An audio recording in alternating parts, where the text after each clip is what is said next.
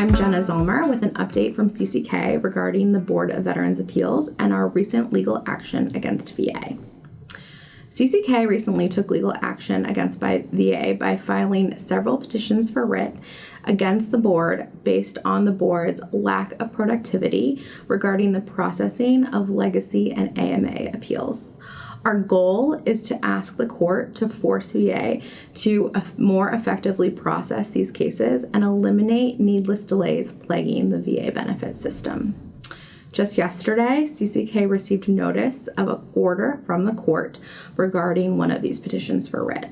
The judge on the case is asking VA to address the court's concerns and provide any documentation necessary to aid the court in resolving the petition.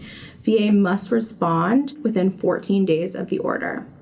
Additionally, the judge ordered VA to submit status reports to the court regarding the processing of the appeals at issue in this case every 20 days, starting 20 days from the date of the order.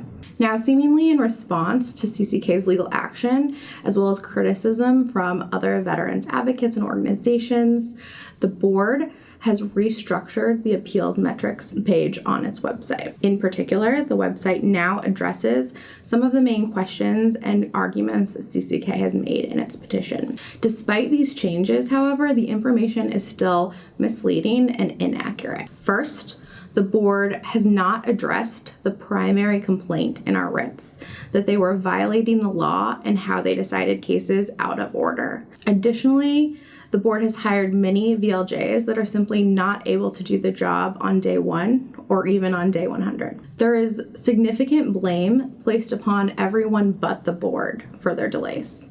Specifically, the board blames the court, the VSO representatives and veterans, and their family members for a good portion of the delay. Next, the numbers that the board has on its website are misleading. An AMA direct docket case that is supposed to be issued within 365 days is simply not, unless it is advanced on the board's docket. Our clients' cases are taking at least 2.5 years in the quote-unquote fast lane if the case is not advanced. And the majority of the cases in the direct docket lane are not advanced. Essentially, the board is doing less with more in terms of cost per case. It has been issuing a smaller number of decisions for each of the past 3 years, and this year it has issued far fewer than what was promised at the beginning of the year. The board has been provided with significantly more resources during this time, and it has simply not delivered. Finally, the board's description of the court process and the lack of legal error is disingenuous and false.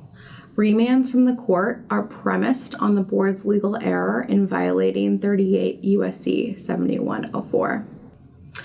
And it is simply not true that remands from court don't result in a different outcome.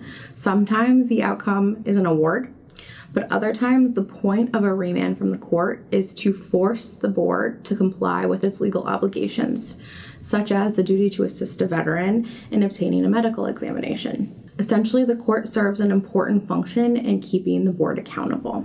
You can visit the board appeals metrics page for more information. We'll link that below. But essentially, the board seems to be deflecting blame rather than fixing the issues with its internal processes that are causing these massive and ongoing delays. Thank you for watching, and be sure to stay tuned for more CCK updates as the situation develops.